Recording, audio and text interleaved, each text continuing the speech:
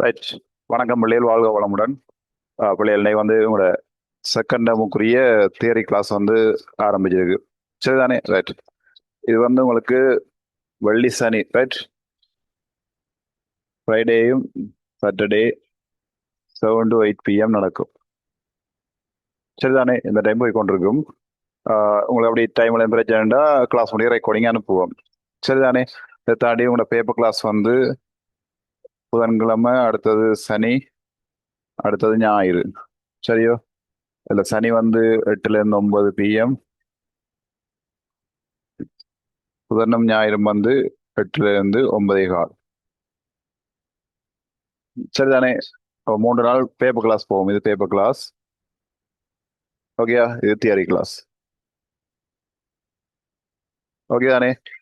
இல்ல, நீங்க payment கட்டுறதெல்லாம் paper class தான் பேமெண்ட் கட்டுவீங்க. பேப்பர் கிளாஸ் வராக்கள் தியரி கிளாஸுக்கும் வரலாம். சரிதானே? அப்ப ரெண்டுமே ஒரே பேமெண்ட்டுக்குள்ள ரெண்டையுமே படிச்சு கொள்ளலாம். சரிதானே? இதுல வந்து உங்களுக்கு இப்ப தியரி நீங்க கட்டாயம் வரணும் இல்ல, நீங்க உங்களுடைய எங்க படிச்சுட்டு இருக்கலாம், பிரச்சனை இல்லை. டைம் இருந்தா ஜாயின் பண்ணி கொள்ளுங்க. ஆனா பேப்பர் கிளாஸ் அது நிச்சயம் நீங்க வரத்தான் பண்ணும். அது உங்களுக்கு கடும் முக்கியம். சரிதானே? ஸோ அதை ஃபாலோ பண்ணிக்கொள்ளுங்க. இப்போ தியரி கிளாஸ் வேற டைப்ல போகும். தியரி கிளாஸ் தெரியும் தானே? பேப்பர் கிளாஸ் அதன் ஒரு கிளாஸ் தொடங்கிட்டோம். அதன் இது வேற. சரிதானே? அப்ப நீங்க உங்களோட தியரி கிளாஸ் வரைக்கும் உங்களோட பாட புத்தகங்கள் கையில இருக்க வேணும். சரிதானே? தியரி கிளாஸ் வந்து அதிக தியரியிலும் நோட்ஸ் நான் சொல்லி கொண்டிருக்க மாட்டேன். எழுதுறதுக்கு முக்கியமானதெல்லாம் சொல்லுவேன். கொஞ்சம் நம்ம புத்தகத்துல நீங்க நோட் பண்ண வேண்டி வரும். உங்களோட பாட புத்தகம் தான் கையில இருக்கணும். எல்லாடையும் புத்தகம் இருக்குது தானே? இல்லாட்டி அடுத்த கிளாஸ்களுக்கு எடுத்து வச்சுக்கொள்ளுங்க. சரிதானே? ஓகேயா? ரைட்.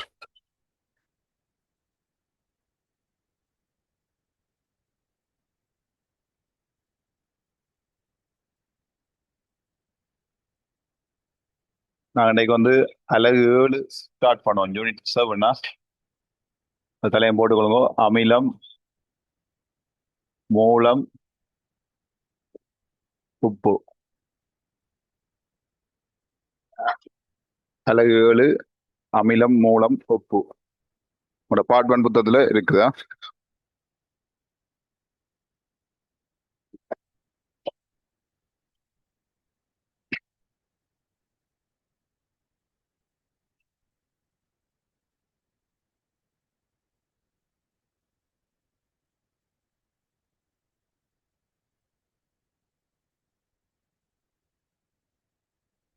அதுல முதலாவது தலையங்கம் போடுங்கோ. அமிலம், அசிட்.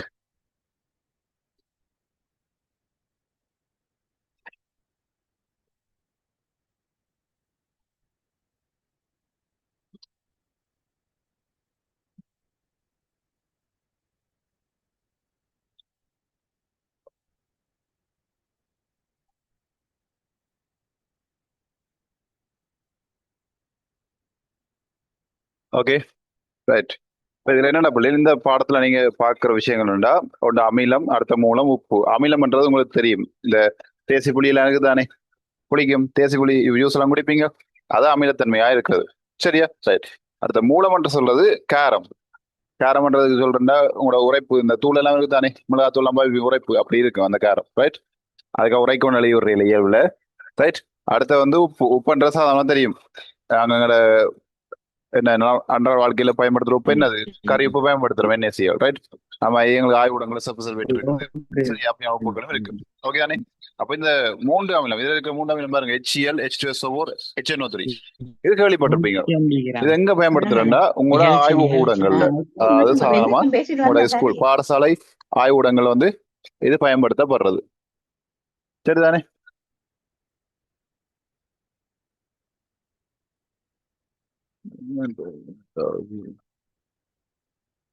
Okay, right.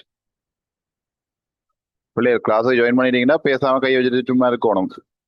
அங்க அந்த சும்மா அங்க எல்லாம் மாத்தி கொண்டு எல்லாம் குழப்ப கூடாது. ரைட். அப்படின்னா நம்பரை பார்த்துட்டு ரிமூவ் பண்ணி விட்டுருவோமா? ரைட். ஓகே.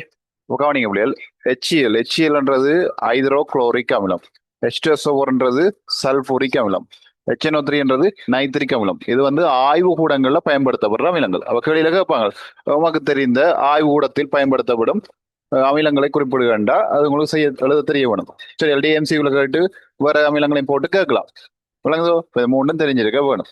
சரியா? இப்ப இந்த பாடம் வந்து கிட்டத்தட்ட ஒரு கெமிஸ்ட்ரியில ஒரு தியரி சார்ந்த பகுதி. தியரி என்ன கொஞ்சம் நோட்ஸ் எல்லாம் இருக்கும். ஆனா விளங்கி வச்சிருக்க வேணும். நேரடியா ஒரு எம்சிக்யூ ஒன்று வரும்.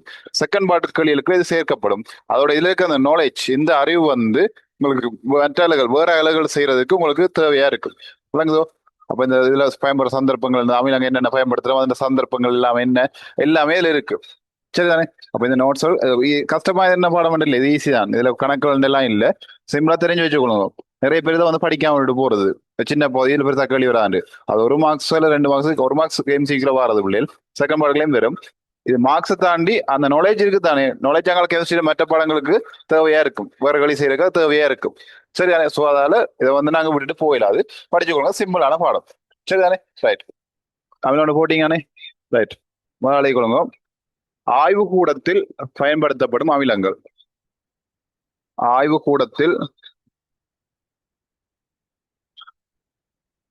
சரி, ஆய்வுகூட, அப்படி ஆய்வுகூட பரிசோதனைகள் அல்லது ஆய்வுகூடத்தில் பயன்படுத்தப்படும் அமிலங்கள். சொல்லிக்கொள்ளுங்க. ஐதரோ குளோரிக் அமிலம்.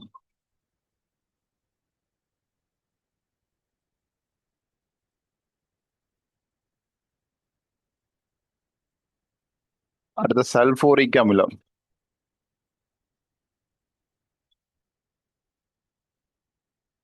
சிறையம் எழுதுங்கோ.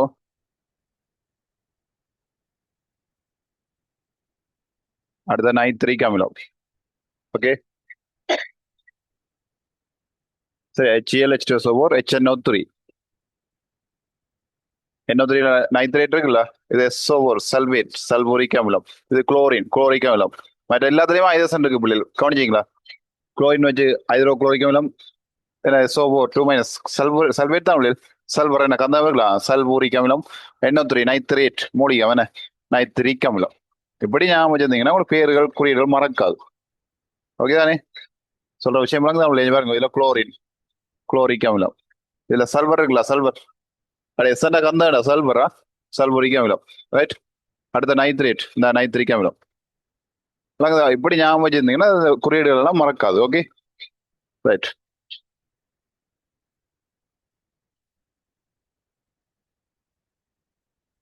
எனக்கு குறியீடுகள் தெரிஞ்சிருக்கணும். சில தாக்கங்கள் சொல்லேக்குள்ள அவங்க சொல்லுவாங்க, பின்வரும் மூலகமானது ஐதான சல்பூரிக் அமிலங்களோட தாக்க முடியாதுன்னு சொல்லுவாங்க.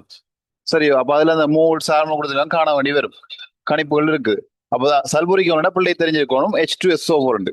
அப்பதான் நாங்க அந்த சார்ம கொடுத்துலாம் காணலாம். விளங்குதா? அப்ப வசனத்துல சொன்னா அதுக்குரிய சேர்வைகள் தெரிஞ்சிருக்க வேணும். தனியா H2SO தெரியும், சல்பூரிக் அமிலம் தெரியும், ஆனா ரெண்டுமே ஒன்றுதான்றது தெரியாது. விளங்குதா? அப்ப சேர்வையான பேர்களும் உங்களுக்கு சொல்ல தெரிஞ்சிருக்க வேணும். ஓகே தானே? ரைட்.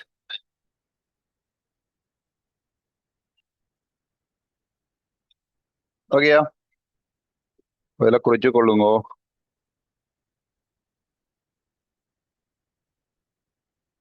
அடுத்த வினாடுங்க.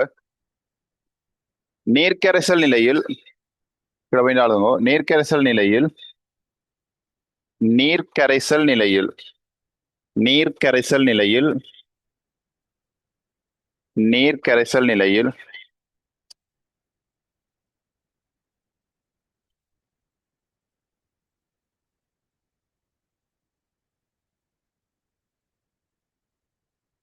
H+ அயனை வெளிவிடும். H+ அயனை வெளிவிடும்.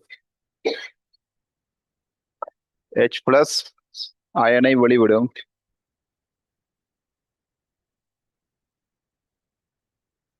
ரசாயன சேர்வைகள், ரசாயன சேர்வைகள்.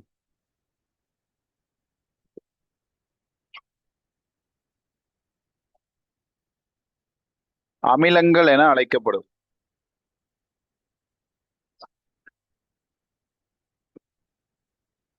அமிலங்கள் என அழைக்கப்படும்.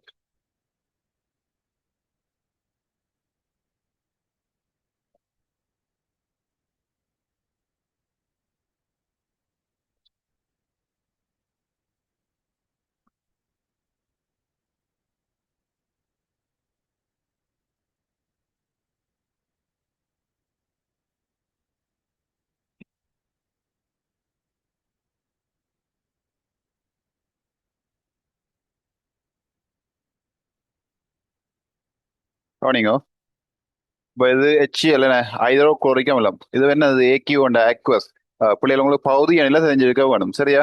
இப்போ எஸ்என்டா பிள்ளைகள் இதை சொல்ற solid, திண்மம். சரி, எல்லாம் ஸ்மால் ரைட்டரா, ஸ்மால். ரைட். அடுத்தது எல் அண்டா லிக்விட், திரவம். அடுத்த ஜி அண்டா கேஸ், வாயு. ஏக்யூ அண்டா அக்வஸ், கரைசல். விளங்குதா? அப்ப இதை சொல்றது பகுதிய நிலைகள் குறிக்கிற அந்த குறியீடுகள். இது தெரிஞ்சிருக்க வேணும். அக்வஸ் என்ன அர்த்தம்? கரைசல் அர்த்தம். எஸ் போட்டு தான் சொல்லி திண்மம் அர்த்தம். சரியோ? நோட் பண்ணி வைங்க சைட்ல. சைட்ல நோட் பண்ணி வைங்க. தெரிஞ்சிருக்க வேணும் இதெல்லாமா.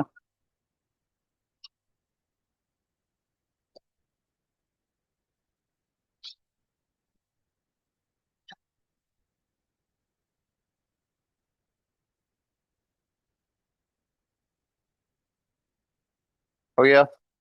இதெல்லாம் கவனமா இருக்கணும் முடியல. ஏன்னா அது தாக்கங்கள்ல இப்ப தாக்கி விளைவுகள் என்ன, தாக்கி சொல்ற திண்மமா இருக்கலாம், விளைவுல சரியோ, விளைவுல கேஸ் வரலாம், அக்வஸ் வரலாம், லிக்விட் வரலாம். சரியோ? அப்ப அந்த பகுதிய நிலையில் தெரிஞ்சிருக்க வேணும். அடே திண்மம் என்னடா, திண்மம்ன்றது கட்டியா இருக்கலாம், திண்மம் என்ன, இப்ப பனிக்கட்டி எடுத்தீங்கன்னா திண்மம். சரியா? அது உரியினா என்னது, திரவமா மாறும். அப்புறம் அதை கொதிக்க வச்சு வெப்பப்படுத்தி விட்டோம்னா என்ன செய்யும், ஆவியாയി போகும். திண்மம், திரவம், வாயு, அந்த பௌதிக நிலைகள் தெரிஞ்சிருக்க வேணும். ஓகே தானே? ரைட். இதுல பாருங்க பிள்ளைகள், இது HCl என்னது, ஒரு அமிலம். இப்பதான் சொன்னது, இது ஒரு அமிலம். இதே பிரிஞ்ச பிள்ளைகள் உங்களுக்கு H+ ஆகும், Cl- ஆகும் வரும். சரியா? அப்ப H+ வருது தானே, H+ வருது இல்ல. அப்ப பிடியே அடையக்குல H+ ஆயின வெளிவிட்டா அதை சொல்லுவோம் நாங்க என்னது, அமிலங்கள் என்று சொல்லுவோம். என்னது, அமிலங்கள். அப்ப H+ வந்தா அது அமிலம். H+ வந்தா அது என்னது, அமிலம். இதெல்லாம் படிங்க பிள்ளைகள், இதெல்லாம் A-லெவலுக்கு தேவையான அடிப்படை விஷயங்கள். A-லெவல் கெமிஸ்ட்ரிக்கு இதெல்லாம் அடிப்படையான விஷயங்கள். நீங்க எவ்வளவு விளங்கிக் கொள்ளுங்க. நீங்க இப்ப படிக்கிற இந்த OL கெமிஸ்ட்ரி, OL 10ஆம் ஆண்டுல இருந்து அது பேப்பர் கிளாஸ் ரிவிஷன்ல, பேப்பர் கிளாஸ் 10ஆம் ஆண்டுல தான் ரிவிஷன் வருது பிள்ளைகள். அப்ப அங்க இருந்து அந்த கெமிஸ்ட்ரி விஷயம், இப்போ OL படிக்கிற கெமிஸ்ட்ரி, சகல OL படிக்கிற மொத்த கெமிஸ்ட்ரியும் உங்களோட A-லெவலுக்கு அடிப்படைன்றதை மறந்துட வேணாம். சரிதானே? அங்க இருக்குது, அங்க இருக்க விஷயங்களுக்கு அடிப்படை தான். அப்ப இங்க கிளியர் தமிழ், அங்க A-லெவல் கெமிஸ்ட்ரி படிக்க உங்களுக்கு ஈஸியா இருக்கு. சரிதானே? தெளிவா விளங்கிக் கொடுங்க. இப்ப நீங்க படிக்கிறவங்க ஓயிலுக்கு மட்டும் இல்ல, உங்களோட A-லெவலுக்கும் சேர்த்துன்றதை மறந்துட வேண்டாம். சரிதானே? அப்போ கவனமா வேலை கவனமா படிச்சு கொள்ளுங்க. ரைட். ஓகேயா?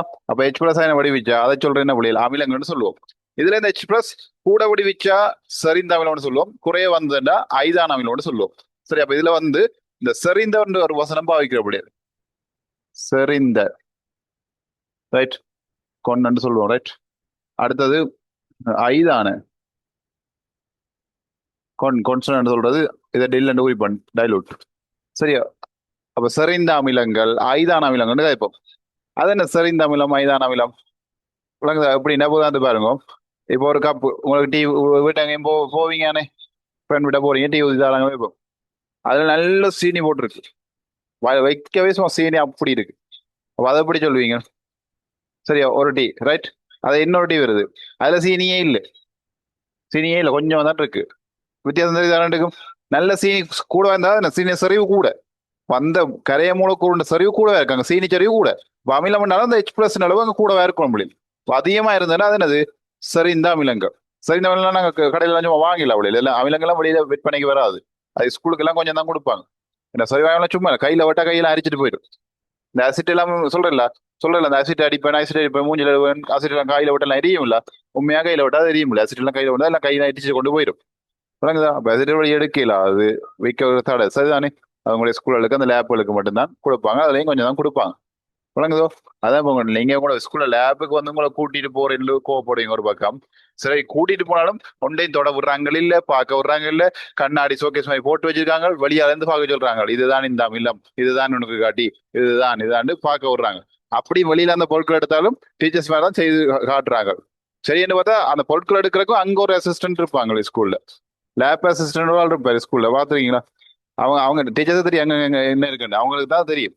யோசிச்சு பாருங்க பிள்ளைகள், அந்த லேப்ல இருக்க பொருட்கள் அந்த சயின்ஸ் டீச்சர்ஸே கேண்டில் பண்ணலாம் தானே. ஆனா அப்படி இருந்தும் அந்த லேப் அசிஸ்டன்ட் சொல்லி ஒரு ஆளை வேலைக்கு வச்சிருக்கு அரசாங்கம். முழங்க சொல்றேன். ஏன்னா நினைக்கிறீங்க, விளையாட்டு இல்ல பிள்ளைகள். அந்த கெமிக்கல் மாறிக்கறி ஒரு பிள்ளை கண்ணில் போட்டு கண் தெரியா போன என்ன செய்யுது? யோசிச்சு பாருங்க. ஏதோ ஒரு ஆபத்து வர பார்க்கும். நீங்க பாக்குறது இப்ப செப்பு சிகரெட் எல்லாம் பாத்தீங்கன்னா நல்ல வெண்ணெய் நல்லா இருக்கும், எடுத்து வாங்கி வச்சு விட்டீங்கன்னா, இல்லை எடுத்து பொக்கெட் சோடியம் இருக்குது, எடுத்து பொக்கெட் வச்சுட்டு போனீங்கன்னா விளங்குதா சொல்றேன், என்ன என்ன கெமிக்கல் என்ன ஆகும் மட்டும் தெரியாது. அவங்களோட பாதுகாப்புக்காக தான் இப்ப அவங்க இருப்பாங்க. அப்ப அந்த அசிஸ்டன்ட்டுக்கு தெரியும் என்னென்ன விஷயம் இங்க இருக்குன்னு. அப்ப கேட்டா அவங்க எடுத்துருவாங்க. அதை டீச்சர்ஸ் வந்து பாதுகாப்பா உங்களை வந்து என்ன செய்ய, உங்களுக்கு செய்து காட்ட வேணும். நீங்க அதுல விளையாட்டு விட்டீங்க, லேபு போனீங்கண்டா கையை காலை வச்சுட்டு சும்மா இருக்க வேணும். மாறி செஞ்சு விட்டீங்கடா அப்ப உங்களுக்கு செய்யற ஆளுக்கு பாதிப்பாடையும் பக்கத்துல இருக்க ஆளுக்காவது பாதிப்புகள் வரலாம். சில சுவாச பிரச்சனை வரலாம். இப்ப வீசிங் இருக்கிறவங்களுக்கு ஏதாவது வாய்க்குள்ள ஏதாவது வர்ற மாதிரி ஏதாவது கெமிக்கலை மாத்தி விட்டீங்கன்னா அந்த சுவாசத்துல அவங்களுக்கு மூச்சடைக்கிறதுக்கும் வாய்ப்பு இருக்கு. நிறைய பிரச்சனைகள் இருக்கு பிள்ளைங்க. அப்ப அதனால லேப்ல கவனமாக இருக்க வேணும். சரிதானே? ரைட். அப்ப சரிந்த புள்ளில் அதன் அளவு கூட இருக்கும், ஐதானண்டா அதன் அளவு குறைவாக இருக்கும். சீனி காணாது, டீக்கு சீனி காணாது என்ன, அது ஐதா இருக்குது. சீனி சரிவு குறைவு. அது கூட என்ன செய்வாங்க, கொண்ட கொஞ்சம் அதுக்கு என்ன செய்வாங்க, சுடுதண்ணி சேர்த்து போட்டு ஐதாக்கி தருவாங்க. அப்ப சரி தமிழங்க என்ன செய்யல, நீரை சேர்த்து நாங்க ஐதான விலங்கா மாத்துறது. ஓகே தானே? ரைட்டா? ரைட். சரியா? இந்த தாகத்தை போடுங்க. அப்ப H பிளஸ் வழி வச்சா அது அமிலங்கள்.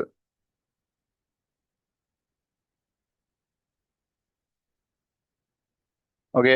அட்ரஸ் என்ன கேட்டிங் போடுங்க. வெண் அமிலம். வெண் அமிலம்.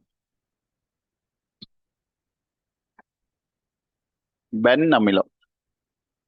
இல்ல கதைப்பாங்க உள்ளே இந்த வெண் அடுத்தது மென் கதைப்பாங்க.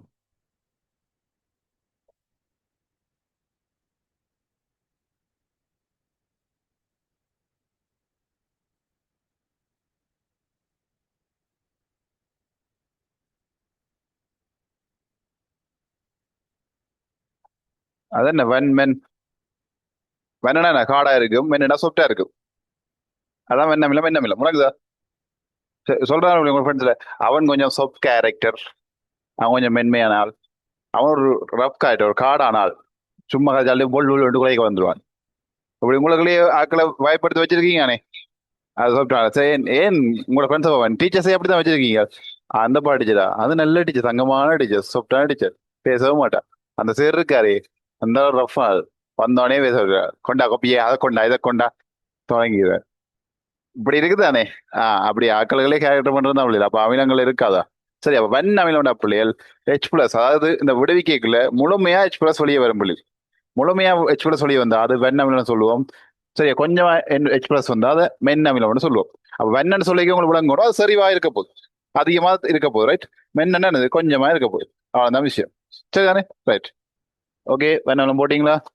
எழுதுங்கோ வெண்ணத்துக்கு. இது கவர்மெண்ட் இருந்தா பாவீங்க, நீங்க வடிவா கலர் எல்லாம் பாய்ச்சி வடிவா எழுதி கொள்ளலாம். அது இந்த கலர் தான் பாவிக்க இல்ல. நான் கலர் மாத்தி பாவிக்கிறேன்னா என்னத்துக்குண்டா கொஞ்சம் கலர் பேனில ஆட் பண்ணி பழகுங்க. சில பேர் நான் நீலத்தால தான் எழுதுவேன், எனக்கு கருப்பு தான் பிடிச்சவங்க, நான் கருப்பால தான் எழுதுவேன்.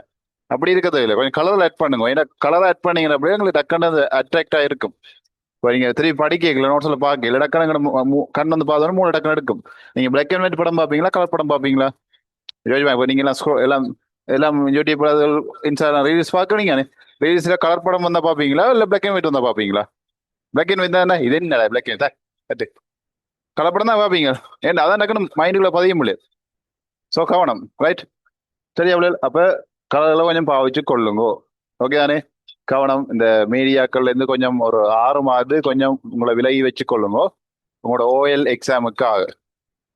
உங்களுடைய ஒட்டுமொத்த கிட்டத்தட்ட நீங்க 3 வருஷம் துவங்கினா கிட்டத்தட்ட 13 வருஷம் உழைப்பு புள்ளியல் விளங்குதா? இந்த 13 வருஷம் உழைப்பை வந்து இந்த 6 மாதம் தான் தீர்மானிக்க போகுது.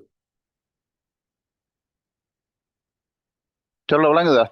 உங்களோட கிட்டத்தட்ட 13 வருஷம் உழைப்பு. நீங்க நர்சரியில இருந்து ஆரம்பிச்சு பாருங்க, அங்க இங்க ஆரம்பிச்ச வாழ்க்கை வந்து இந்த ஓயில் மட்டும் வந்திருக்கு விளங்குதா? கிட்டத்தட்ட 13 வருஷம் உழைப்பு மேல, 13 கீழே, 13 மேலே இருக்கும். யோசிப்பா. இப்ப உங்களுக்கு 16 வயசு தானே? 16டா 3 வயசு 4 வயசு துவங்கி சில 3 வயசுல நர்சரி போயிருப்பாங்க, சில 4 வயசுல. கிட்டத்தட்ட 12 12 வருஷம் இருக்கு முடியும். சரிதானே? அப்ப இந்த 6 மாதம் தான் அந்த ரிசல்ட்டை தீர்மானிக்க போகுது. இதை வச்சுதான் நீங்க ஏழு அங்க போக போறீங்க. ஸோ நீங்க கூடுதலா அந்த மீடியா கூடுதலா எல்லாரும் அநேகமான பிள்ளைகள் போன் போன்லாம் கூட என்ன செய்றாங்க, டைமை வேஸ்ட் பண்றாங்க. இப்போ கூட கிளாஸ் வந்து போட்டுட்டு எந்த கிளாஸ் ஒரு பக்கம் போக அங்கே எத்தனை chat பண்ணி கொண்டு இருக்கோ தெரியாது, எத்தனை அங்கே வீடியோ கேம் ஆடி கொண்டு இருக்கோ தெரியாது. விளங்குதா? என்ன செய்யறதுக்கு தெரியாது, நடந்துட்டு. விளங்குதா? பேரண்ட்ஸ் யோசிப்பாங்கன்னா சவுண்ட் கேட்குது, சார் படிச்சிருக்கா ஃபுல்லாக படிக்குது, பக்கத்துல இருந்து எல்லா பேரண்ட்ஸும் பார்ப்பாங்க இல்ல தானே? நிறைய விளையாட்டுகள் நடக்கிற புள்ளி. ஸோ கவனம். உங்களோட ஒட்டுமொத்த எதிர்காலமும் இந்த 6 மாதம் இருக்கிற மறந்துடாங்க. தயவுசெய்து கொஞ்சம் கொஞ்சம் குறைச்சு கொண்டு வாங்க. இப்போ நீங்க என்ன நீங்க நினைக்கிறீங்க, நான் ஒரு ஒரு ஒரு 10 நிமிஷம் தானே பாக்குறேன், 20 நிமிஷம் தான் பாக்குறேன். பிள்ளைல ஒரு 10 செகண்ட் நீங்க ஒரு வீடியோ பாத்தீங்கடா, இப்ப அப்படித்தானே வருது சோட்டா வீடியோக்கள்லாம். ஒரு 30 செகண்ட், 40 செகண்ட், 20 செகண்ட், 10 செகண்ட் அப்படிதான் வருது. அந்த 10 செகண்ட் பார்க்கறது வந்து உங்களோட மூளையில அதிகமான இடத்தை வந்து டக்குன்னு எடுத்துடும் புள்ளி. சரி, அது மைண்டுக்குள்ளேயே இருக்கும். விளங்குதா? அதான் விஷயம். என்ன அவங்க உங்களை வச்சு உழைக்கிறாங்க, விளங்குதா? நீங்க பார்த்தா தான் முடியும் அவங்களுக்கு காசு. விளங்குதா?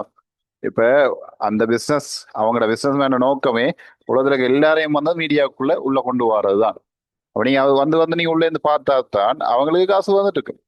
அப்ப நீங்க கூட யோசிக்க மாட்டீங்க, அவங்க சொல்றத உங்களோட மைண்டுக்குள்ள இன்புட் பண்ணலாம். இப்ப நல்லது இடம்லாம் நாங்க ஆராய்ஞ்சு பார்க்கல, அது விளங்குதா? அவங்க சொல்றதா எங்களுக்குள்ள வந்து கொண்டே இருக்கு. அப்ப அதில் கவனமா இருங்க.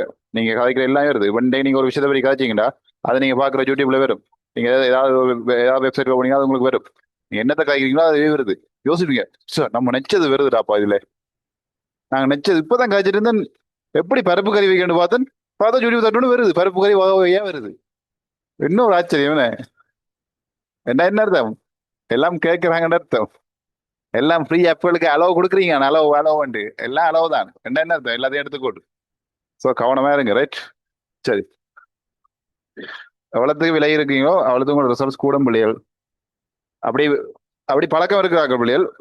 உடனே அதையும் சொல்ல உடனே விடையலாது. இப்போ ஒரு மணி நேரம் நீங்க சோசியல் மீடியா பாக்குறீங்கடா, ஒரு மணி நேரம் டக்குன்னு டே விடையில சார் சொல்லி 2 ஓகே போனீங்கடா, ஒரு நாள் இருப்பீங்க, 2 நாள் இருப்பீங்க, திருப்பி தொடங்கிடுவீங்க.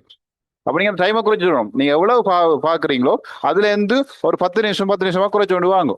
பழமே நீங்க ஒரு மணி நேரம் பாக்குறீங்கடா, சரியோ, நாளைக்கு 50 நிமிஷம் பாருங்க, அடுத்த நாள் 40. அதாவது நீங்க 10 குறை கஷ்டம், ஒரு 5 5 குறைச்சு கொஞ்சம் கொண்டு வரைக்கல ஒரு 10 20 நாளைக்குள்ள உனக்கு கண்ட்ரோலுக்கும் அது. அப்படி வரைக்கல படிப்பை இங்கே கூட்டுறோம்.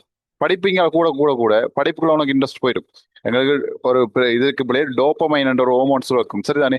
இந்த இதெல்லாம் நாங்கள் போனில் பார்க்குறக்கோ கேம் விளையாடுறக்கோ ஒன்றும் இல்லை, நாங்கள் அடிக்ட் ஆகிருக்கிறதுக்கு காரணம் அதுதான்.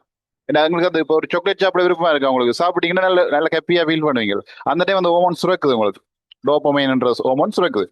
அப்ப அதே மாதிரி இது போன் இதற்கு பழகிட்டு அதே படிப்புக்குள்ள உனக்கு உருவாவடியில சில பேர் பாருங்க முடியல படிச்சுட்டே இருப்பாங்க, எப்போதாலும் படிப்பு இருப்பான். பாத்துருக்கீங்களா? சில பேர் ஸ்போர்ட்ஸ் விளையாட்டுலே இருப்பான். அவன் விளையாட்டுனா சரி அவன் ஓடிடுவான், பிடிக்கவே இல்லாது. விளங்குது? அவனுக்கு அதுல இன்ட்ரெஸ்ட் ஓடிட்டு காரணம் அந்த டைம் அவனுக்கு அந்த ஓமன் வந்து சுரக்கலாம், அதுக்கு அதை அடிக்ட் ஆயிடும். அது நல்ல அடிக்டா இருந்தா, நல்ல போதையா இருந்தா உங்களோட எதிர்காலம் நல்லா இருக்கும். அது உங்களோட எதிர்காலத்துக்கு சப்போர்ட் இல்லாட்டி எல்லாம் போயிடும்.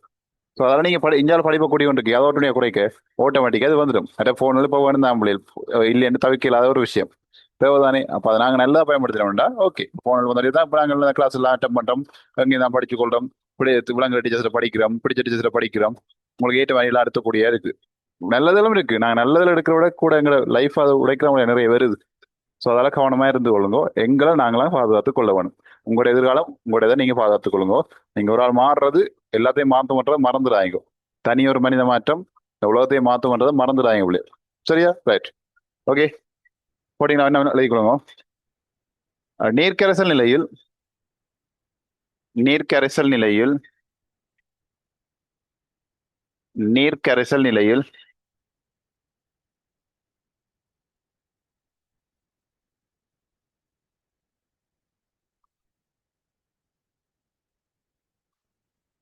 முற்றாக அயனாக்கம் அடைந்து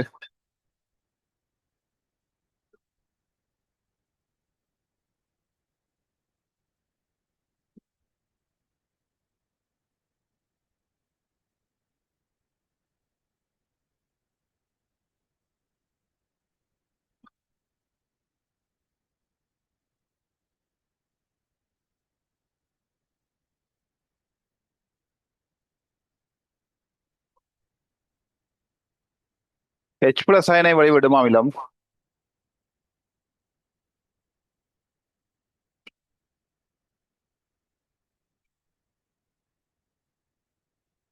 நீர்க்கரைசல் நிலையில் முற்றாக அயனாக்கம் அடைந்து, முற்றாகனா முழுமையா, ரைட்? முழுமையாக அயனாக்கம் அடைந்து H+ அயனை வெளிவிடும் அமிலங்கள் வன் அமிலங்கள் என அழைக்கப்படும்.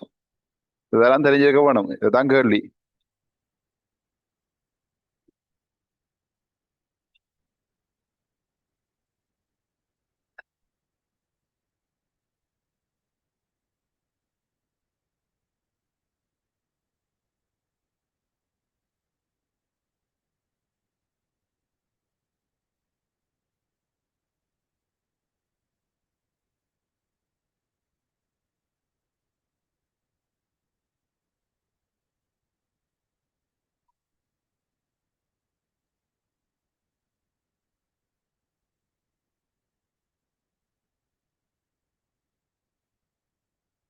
Okay right.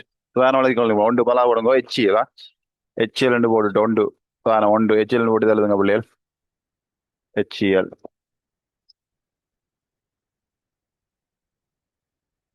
ரெண்டாவது H2SO4 மூன்றாவது HNO3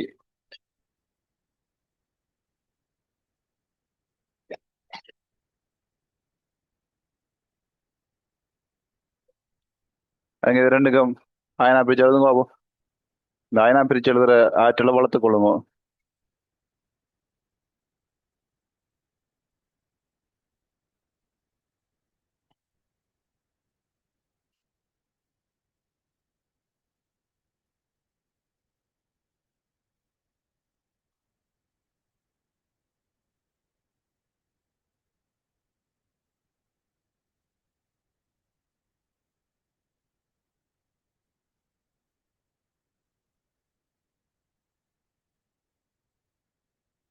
வெளில பாருங்க HCl நாடா இங்க பாருங்க. HCl உடஞ்சா என்ன வருது? H+ம் Cl- வருது. உங்களுக்கு தெரியும் பார்த்தவங்கள அந்த ரசாயன சூத்திரம் படிச்சிருப்பீங்க ஞாபகம் இருக்கா? தெரியும். என்ன பாருங்க அயசனுக்கு வரலோ உண்டு, சிஎலுக்கும் வரலோ உண்டு. அதாவது சிஎல்ன்றது மைனஸ், Hன்றது பிளஸ். சரிதானே? ரைட்டோ. பாருங்க இது சேர்ந்து ஒன்று டபுள் என்ன செய்யும்? மாறி மாறி கொடுத்தோண்டா HCl வரும். விளங்குதா? அந்த ரசாயன சூத்திரம் 10ஆம் ஆண்டுல 3ஆம் ஆண்டு படிச்சிருப்பீங்க. விளங்குதா? அந்த விஷயம் கனெக்ட் ஆகிருக்கணும்.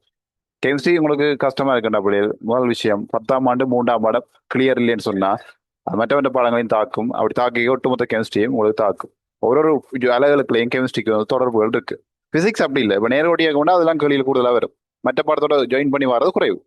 விளங்குதா? இதெல்லாம் பல பேருக்கு கெமிஸ்ட்ரி பிரச்சனையா இருக்கு. ஆனா கெமிஸ்ட்ரி பாடம் ஈஸி தான். அந்த கனெக்ட் பண்ணி படிக்காதெல்லாம் உங்களுக்கு பிரச்சனை வரும். சரியா? ரைட்.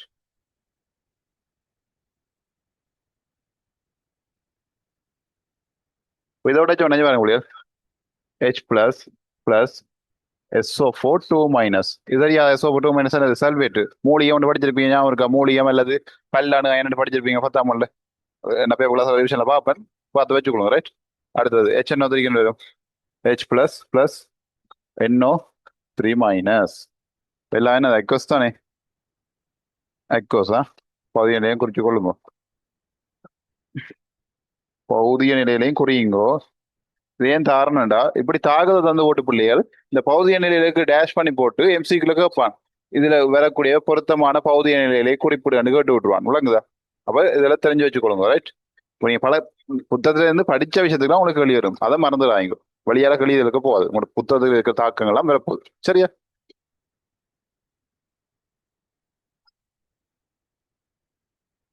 HCl ஹைட்ரோகுளோரிக் அமிலம் எழுதிக் கொள்ளுங்க.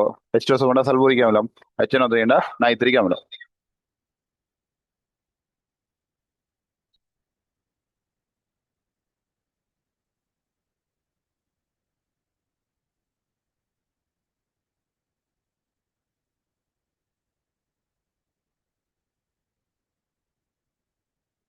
ஓகேயா? ரைட். அடுத்த போடுங்க உடைய தலையங்கம். மென் அமிலம்.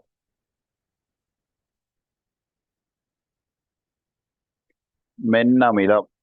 மென் அமிலம். பாடப்புத்தகத்தை வச்சுக்கொள்ளுங்க பக்கத்துல. அதெல்லாம் நோட் பண்ணணும். ரைட். இந்த தாக்கத்தை பாருங்க சமப்படுத்திருக்க வேணும். தாக்கம் சமப்படுத்துறது இந்த இதிலே பாருங்க. ரெண்டு பக்கம் எண்ணிக்கை சமம். இங்க பாருங்க. தாக்கில ஐதசன் எத்தனை இருக்கு? ஒன்று இருக்கு. தாக்கம் சமப்படுத்துறதையும் கவனிங்க. இதுல ஒன்று இருக்கு ஐதசன். இங்க CL உண்டு. அப்ப முதலாவது தாக்கம் சரி சமனா இருக்கு. ரெண்டாவது பாருங்க முடியல. இங்க H2ல இருக்கு. H2ல இருக்கு. 2 ஐதசன் இருக்கு இதுல. இங்க எத்தனை இருக்கு? ஒன்றுல இருக்கு. அப்ப இதுக்கு முன்னுக்கு ஒரு 2 போடுவோம். கந்தகம் உண்டு ஒட்சன் 4. இந்த கந்தகம் உண்டு ஒட்சன் 4. ஓகேயா? இதுதான் தாக்கம் ஞாபகப்படுத்துறது. தாக்கி பக்கம் விளை பக்கம் அந்த இருக்கிற மூலம் எண்ணிக்கை சமனா இருக்கும். ஓகே தானே? அப்போ தாக்கங்கள் சமப்படுத்தி பழக வைங்க. ரைட். அடுத்து இங்கே பாருங்க. HNO3 அயசன் உண்டு அயசன் உண்டு நயசன் உண்டு O3 சமனா இருக்கு. ஓகே தானே? போடுவோம்.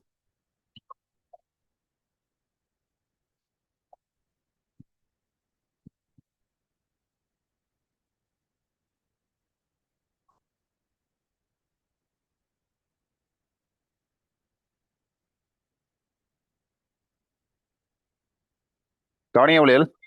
இதுல வர இந்த மைனஸ், இந்த 2 மைனஸ், இது என்ன பிள்ளையா சொல்றது? இது NO3 மைனஸ் SO4 மைனஸ். இதை சொல்றது மூலிகம். மூலிகம் அல்லது என்னது? பல்லானு அயனன்னு சொல்லுவோம். பாத்தீங்களா? 10ஆம் ஆண்டு 3ஆம் ஆண்டுல படிச்ச விஷயம் இங்க கனெக்ட் ஆகுது. விளங்குதா? அப்ப இதை சொல்ற வந்து பாருங்க நைதசனும் ஒட்சனும் இருக்குது. அப்ப ஒன்றுக்கு மேல தானே அதான் பல அணுக்கள்னு சொல்றேன். கந்தகம் ஒட்சன் இருக்கு. சரியா? ஏதாவது ரெண்டு அணுக்கள் வேறுபட்ட அணுக்கள் இருக்கும். அதுல பாருங்க மேல ஏற்றம் இருக்குல்ல, ஏற்றம் ஏற்றம் இருந்தா அது சொல்றது என்னது அயனு சொல்றேன். அதான் இது என்னது பல்லணு அயன் அல்லது மூலிகம். அப்ப இதுல என்ன டூ மைனஸ் வந்தது? எஸ்ஓ டூ மைனஸ் சல்வேட் மூலியத்தின் சேர குறியீடே இதுதான் முடியும். S O two minus. அப்ப இந்த ரெண்டு தமிழில் வலுவலுவா இங்க வந்திருக்கு. சரியோ? ஐஎஸ்என் ஒன்று தான் இங்க வந்திருக்கு. அதான் H2SO வரும். சரியோ? அப்ப நாங்க உடைச்ச அயனா அழுதைக்குல அந்த வலுவலா போனது வந்து இங்க அயனா மேல நிற்கும். அதான் இன்னொருத்தரைக்கும் மைனஸ் இருக்கும், ஹெச்சுக்கும் உண்டு. அப்போ ஒன்றுனா உண்டு. இதுல எப்படி வலுவலா பாக்குறது? நாங்கள் அது ஏற்றம் எத்தனை இருக்குதோ அதுதான் வலுவளவு. சரியோ? ரெண்டு இருந்தா ரெண்டு, ஒன்றுனா ஒன்று, மூணு இருந்தா மூணு. அப்புறம் அதை மாத்தி கொடுத்து விடுறது. அவ்வளவுதான் ரசாயன சூத்திரம். அப்ப சூத்திரமாயக்கில் இந்த ஏற்றங்கள்லாம் குறிக்க மாட்டோம். இப்போ இதுலயும் வந்து SO2 மைனஸ் செஞ்சா இதுல SO2 மைனஸ், இதுல இன்னொரு மைனஸ் இப்படி குறிக்க மாட்டோம். ஏன்? இந்த டூ மைனஸ் தாண்டா இங்க வலுவலா வந்துச்சு.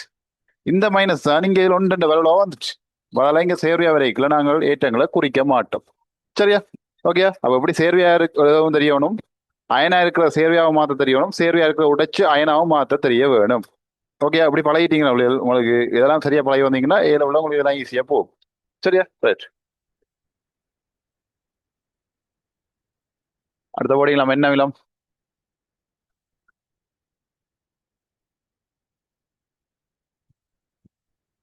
10ஆம் ஆண்டுகள் கிளியர் இல்லை அப்படின்னு சொல்லி சொன்னா பேப்பர் கிளாஸ் ஒழுங்கா ஒழுங்கா வாங்க முடியும். பேப்பர் கிளாஸ் அன்னைக்கு முதல் நாள் கொஞ்சம் தான் படிப்பிச்சிருக்கேன், அடிப்படை அணுவை பற்றி தான் படிப்பிச்சது. நாளைக்கு இருக்குது. சரியா? அதுல வந்து நீ அடுத்தடுத்த இடத்துக்கு மூணாம் படம் போகும். அது எல்லா விஷயம் எல்லா தியரியும் நாங்கள் படிச்சு வேணா போவேன். இது இப்ப நோட்ஸ் எழுதுறேன் நான் சொல்லி சொல்லி அதெல்லாம் சொல்லி கொண்டிருக்க மாட்டேன். அதான் அதுக்கு இதுக்கு வித்தியாசம். தியரி கிளாஸ் உங்களுடைய எல்லாம் ஒரு ஒரு ஸ்டெப்பா எல்லாம் எழுதி சொல்லி ஆறுலாம் போகும். பேப்பர் கிளாஸ் அப்படி இல்லை. அதையும் இப்படி கொண்டு போனா சரி, நீங்க அடுத்த வருஷம் தான் ஓயில் எழுதணும். டைம் கொஞ்சம் தான் இருக்கு இல்லைங்களா? 10ஆம் விஷயம் அப்புறம் விஷயம்லாம் குயிக்கா வரும். அப்ப அதுல எல்லாம் காய்ப்பன் தேவையான நீங்க போய்க்கலாம்.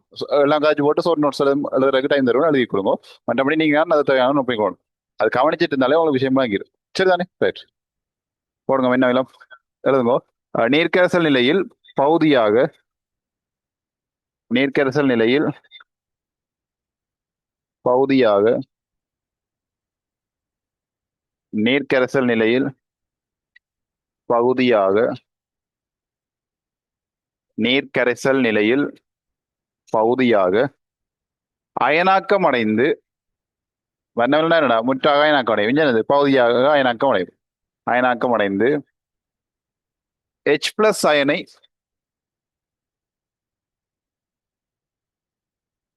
விடுவிக்கும் அமிலங்கள். நீர்க்கரைசல் நிலையில் பகுதியாக, அந்த பகுதியாகன்றத மார்க் பண்ணி வைங்க, வேற கல்பனையால மார்க் பண்ணி வைங்க. அங்க மேல வண்ணவினத்துல முற்றாகன்றத மார்க் பண்ணி வைங்க. இப்படி முக்கியமான பாயிண்ட்ஸை மார்க் பண்ணி வச்சீங்கடா படிக்க டக்குனு ஞாபகத்துக்கு வந்துடும். நீர்க்கரைசல் நிலையில் பகுதியாக அயனாக்கம் அடைந்து H+ அயனை வெளிவிடும் அமிலங்கள் மென் அமிலங்கள் என அழைக்கப்படும்.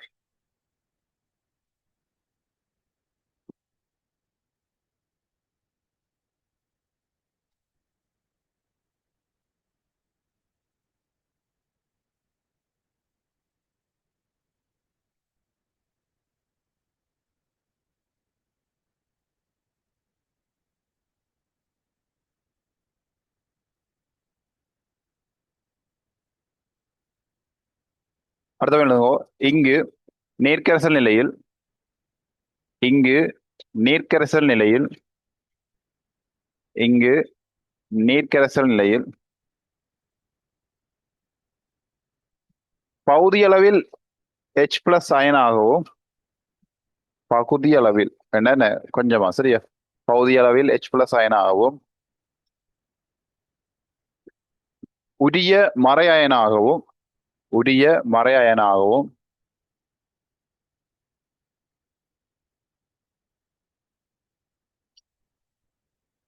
பிரிகை அடையும்.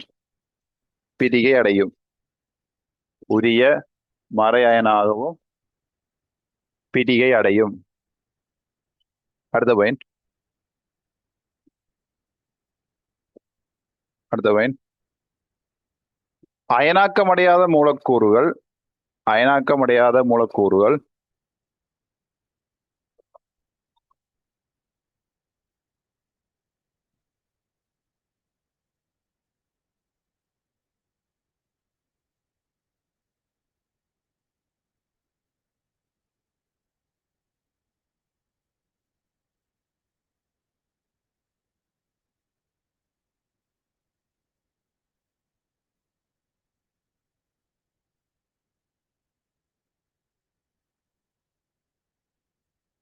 அயனாக்கமடையாத மூலக்கூறுகள் நீர்க்கரைசல் நிலையில் மூலக்கூறுகளாகவே காணப்படும். அயனாக்கமடையாத மூலக்கூறுகள் நீர்க்கரைசல் நிலையில்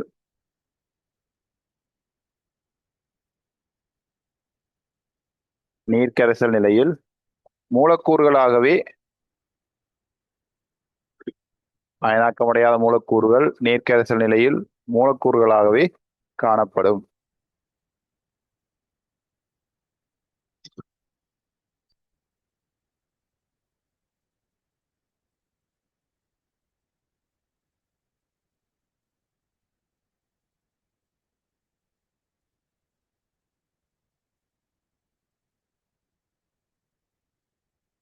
ஓகேயா? உதாரணம் ஒரு எழுதிக்கொள்ள முடியாது. என்ன விலங்களுக்கு அசட்டிக் அமிலம், கார்பனிக் அமிலம், அடுத்தது பாஸ்போரிக் அமிலம்.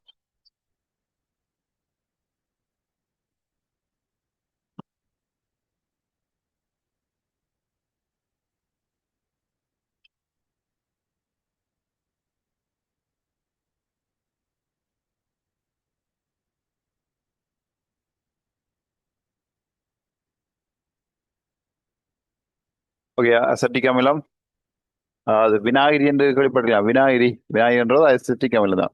இந்த இறைச்சியில் எல்லாம் சமைக்கிறது அது கொஞ்சம் அந்த இறைச்சி தன்மையை இதாக்குறதுக்கு பயன்படுது, மென்மையாக்குறதுக்கு. விநாயகரி என்று விடாமல் கேட்டு வினாகிரி அசட்டிக் அமிலம். அடுத்த சிட்ரிக் அமிலம் ஒன்று இருக்கு வீட்டில். சிட்ரிக் அமிலம் தெரியுமா? சிட்ரிக் அமிலம்,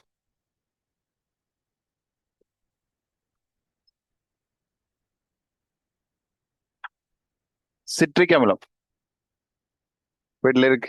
சரி, ஜூஸ் எல்லாம் கிடைக்கிறதுக்கு பயன்படுத்துவீங்க. சிட்ரிக் ஆசிட், சிட்ரிக் ஆசிட் வாங்குவீங்களா? அது சிட்ரிக் அமிலம் தானே. சிட்ரிக் ஆசிட் என்னது? தேசி பொடியில இருக்கிற அமிலம். எலுமிச்சம் இருக்கு, எலுமிச்சம் அமிலம். தேசி பழத்துல இருக்கிறது அமிலத்தை சிட்ரிக் அமிலம்னு சொல்றது. சரியோ? அதான் அதைத்தான் அங்க அந்த ஆசிட்டா விற்கிறாங்க. அடுத்து நீங்க வாங்கி கலக்குறீங்க, ஜூஸ் இருக்கிறது போடுற கலக்கல சிட்ரிக் ஆசிட் ரெண்டு உப்புமே. அதுதான் விஷயம். அதை தெரிஞ்சுக்கொள்ளணும். அப்ப நீ இதெல்லாம் பார்த்தா ஞாபகம் வரணும். தேசி பொடியில் என்னது? சிட்ரிக் அமிலம். அப்ப அதுல காணப்படுற அமிலம் என்னது? மென் அமிலம். சரிதானே? ஓகே. இப்போ யோசிச்சு பாருங்க. நீங்க இந்த மென்னமிலம் தேசி சாறு, தேசி பழச்சாறு இருக்கு தான் பிள்ளைகள். ஒரு தேசி பழத்தை புழிஞ்சு எடுத்துட்டு அதுக்கு நாங்க தண்ணியை ஊற்றி குடிக்கிறோமா, இல்ல அந்த அந்த அந்த சாற்றை அப்படியே குடிக்கிறோமா? ஒரு கப் தேசி பழ ஜூஸ் இருக்கு தானே. எலுமிச்சம்பழ ஜூஸ் இருக்குல்லடா. உங்களுக்கு lemon juice. Lemon juice, right. Lemon juice ஒரு கப் எப்படி குடிக்கிறீங்க? ஒரு பழத்தை வெட்டி பிழிஞ்சு போட்டு அதுக்கு தண்ணியை ஊற்றி தான் கலந்து குடிக்கிறீங்க. அதே ஒரு கப்புக்கு ஃபுல்லா ஃபுல்லா லெமன் ஒரு 10 எலுமிச்சம்பழத்தை புழிஞ்சு எடுத்து ஒரு கப் எடுத்து குடிக்கலுமோ? குடிக்க இயலுமா? யோசிச்சு பாருங்க. அது ஒரு மென்னமிலமே குடிக்க கஷ்டமா இருக்கு. கொஞ்சம் குடிச்சா சரி, எல்லாம் பல்லடம் கூசலிட்டு இயலாது. ரைவன் வேணாம். சரிதானே? அவன் அந்த மென்னமிலமே அப்படி இருக்கண்டா, சரிந்தமிலம் அப்படி இருக்கும். மென்னமிலம் யோசிச்சு பாருங்க. வாய்க்க விட்டா இதாவது வாய்க்க விட்டா கொஞ்சம் பரவாயில்லை. அதை விட்டா சரி எல்லாம் பொறிஞ்சு போயிடும். விளங்குதா? அமிலங்கள் கவனமா இருக்க வேணும் முடியாது. சரியா? ரைட். ஓகேயா?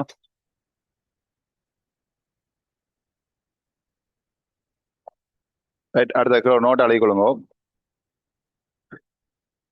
ஆய்வுக்கூடங்களில் ஆய்வுக்கூடங்களில்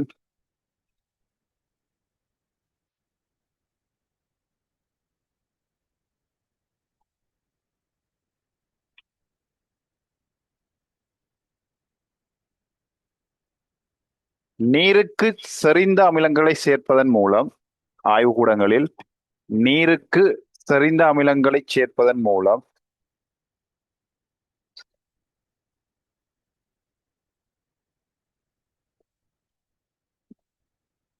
நீருக்கு செறிந்த அமிலங்களை சேர்க்கிறதா? அது கவனம். நீருக்கு தான் செறிந்த அமிலத்தை சேர்க்கிறது. செறிந்த அமிலத்துக்குள்ள நீரை சேர்க்கிறோம் இல்லையா? அது ஆபத்தை கொண்டு வர முடியாது. சரியா? அப்ப நீருக்கெல்லாம் செறிந்த அமிலத்தை கொஞ்சமா சேர்க்கிறது. சேர்ப்பதன் மூலம் ஐதான அமிலங்களை பெற்றுக்கொள்ளலாம். ஐதான அமிலங்களை பெறலாம். ஐதான அமிலங்களை பெறலாம். ஐதான அமிலங்களை பெறலாம்.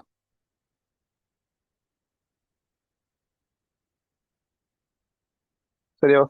பிரக்கெட்டுக்குள்ள போடுங்க. செறிவு குறைந்த. செறிவு குறைந்த. இந்த செறிவு குறைந்த அமிலத்தை தான் சொல்றேன். என்னது? ஐதான அமிலம் மட்டும் சொல்றேன்.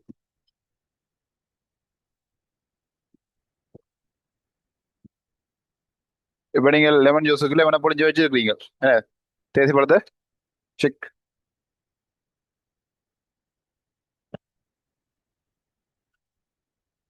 செக். ஓ, ஜூஸ் புளிஞ்சு வச்சிருக்கீங்க முடியாது. அப்படி குடிக்க மாட்டீங்க. அப்ப அதுக்கு என்ன செய்வீங்க? தண்ணி ஊத்துவீங்க. சரியோ, தண்ணி ஊத்தி என்ன செய்வீங்க? அதை ஐதாக்குறீங்க. அப்ப அது என்ன சரிவு என்ன செய்யும்? குறைஞ்சிருமில்ல. அதான் சரிவு குறைந்த அமிலங்களை தான் சொல்றேன். என்னது ஐதான அமிலங்கள்னு சொல்றேன். அப்ப அது அளவு தண்ணி குடித்தா ஓகே. அதுல கூட நாங்க தண்ணி ஒரு கப் ஊத்தினாலும் அதுக்கும் கொஞ்சம் தான், ஒரு பழம் தான், ஒரு பாதி புளிஞ்சாலே காணும். நிறைய புளிஞ்சா அது இன்னும் புளிக்கத்தான் முடிக்கும். குறைந்த தண்ணி ஊற்றி தான் மிக்ஸ் பண்ணணும். இப்போ சாதாரண தேசி பழமே அவ்வளவு குளிக்கலாம் இருக்கு. அந்த செட் கூட குடிச்சா உங்களுக்கு பல்லு எல்லாம் வெள்ளெல்லாம் கூசும் இல்ல. கூட அமில தண்ணி இது புளி தண்ணி குடிச்சோம்னா அது பல் அந்த எண்ணெய் வந்து டக்குன்னு தேய்க்கும். சரியா? விட்டமின் சிக்காக தான் குடிக்கணும். ஏன்னா அங்கே விட்டமின் சி வந்து உடம்புல உறிஞ்சி வச்சிருக்கல. அது நீங்க இப்படி சாப்பிட்றது மூலமா தான் அது கிடைக்கும். சரிதானே? ரைட். அடுத்த போடுங்க, அமிலங்களின் இயல்புகள். அமிலங்களின் இயல்புகள் அதை எங்க போடுங்க? அமிலங்களின் இயல்புகள். அமிலங்களின் இயல்புகள்.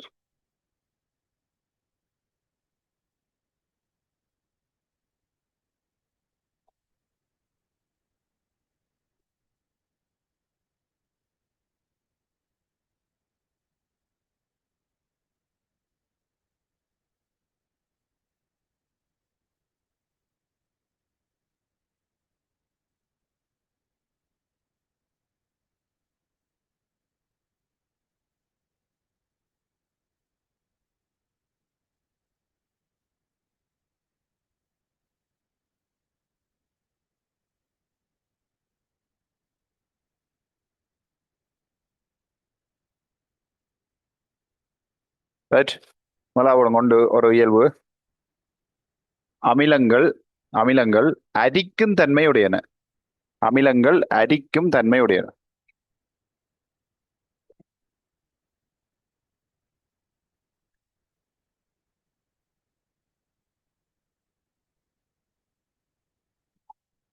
ஒரு புத்தகத்துல 223 பக்கம் எடுங்க முடியல. ஒரு படம் போட்டுருக்கு பாருங்க.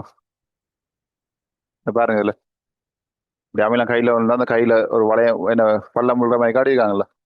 ரைட். அதான் அரிக்கிறது தன்மை. ரைட். இப்படி படம் போட கூட கேட்கலாம் கேள்வி. இது என்னத்தை குறிக்குது? இந்த சமீட்சை வந்து என்ன லேப்ல எல்லாம் போட்டு வச்சிருப்பாங்க. இதுல அந்த அமிலத்தை இதுல ஸ்டிக் பண்ணி ஒரு ஸ்டிக்கர் ஒட்டி வச்சிருப்பாங்க. அப்ப இதான் கையில போட்டா அது அரிச்சு பிச்சை எடுத்துட்டு போயிடும்.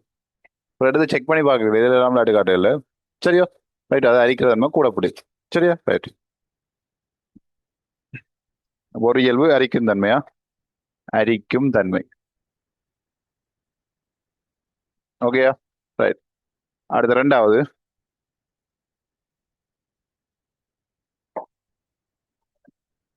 அமிலங்களுக்கு என தனித்துவமான அமிலங்களுக்கு என தனித்துவமான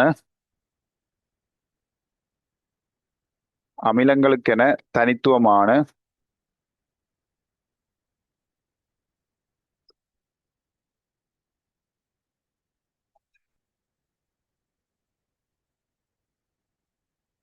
புளிப்புச் சுவை காணப்படும். அமிலங்களுக்கென தனித்துவமான புளிப்புச் சுவை காணப்படும்.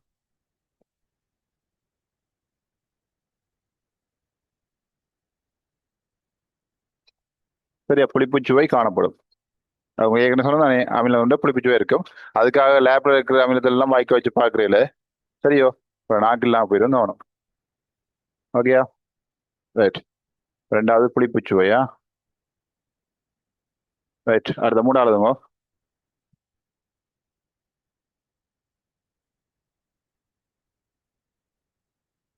எழுதுங்க. ஐதான அமிலங்கள் ஐதான அமிலங்கள் ஐதான அமிலங்கள் தாக்க வீதத் தொடரில்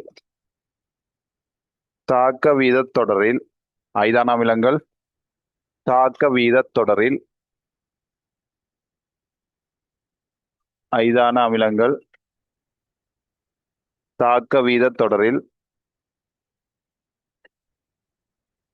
ஐதரசனுக்கு மேலே காணப்படும் உலோகங்களுடன் தாக்கமடைந்து ஐதரசனுக்கு மேலே காணப்படும் உலோகங்களுடன் தாக்கமடைந்து உலோகங்களுடன் தாக்கமடைந்து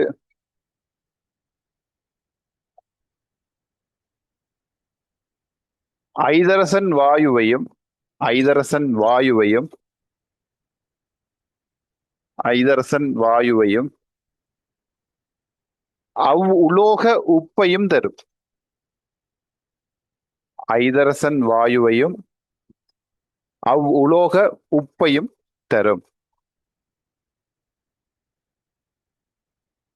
உலோக உப்பையும் தரும். இங்க பாருங்க,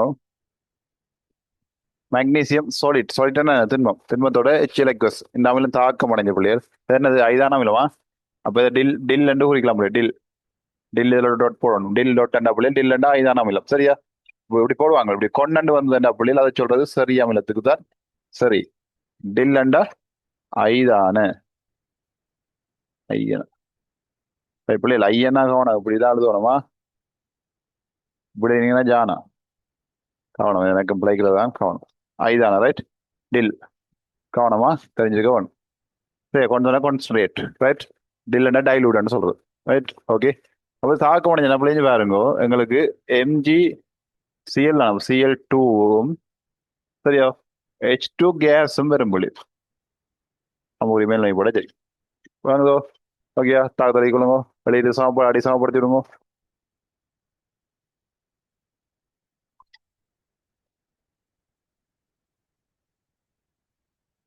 MgCl2 aqueous. டில்ல மேல போடுங்க அப்படி. டில். Okay right. இதெல்லாம் கேட்பாங்க அப்படி. தாக்கத்தை தொடர்ந்து நீங்கள் 10ஆம் ஆண்டுல 14ஆம் பாடத்துல படிச்சிருப்பீங்க. அதான் தாக்கத்தை தொடர். அப்படி பார்ப்போம். ரிவிஷன்ல வெறும் பார்ப்போம். ரிவிஷன்ல எல்லா யூனிட்டும் வெறும் புள்ளியல். கூடுதலாக கெமிஸ்ட்ரி பிசிக்ஸ் எல்லாமே வரும். யோசிக்க வேண்டாம். ஓகே.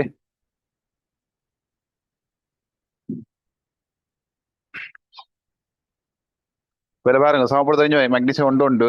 குளோரின் இதுல 2 இருக்கு, பிள்ளைஞ்ச உண்டு. அப்ப இதுக்கு உனக்கு ஒரு 2 வரும். அப்ப ஐதரசன் 2 ஆயிட்டு ஐதரசன் 2. ஓகே, தான் தாக்கம் சமப்படுத்தும். ஓகேயா?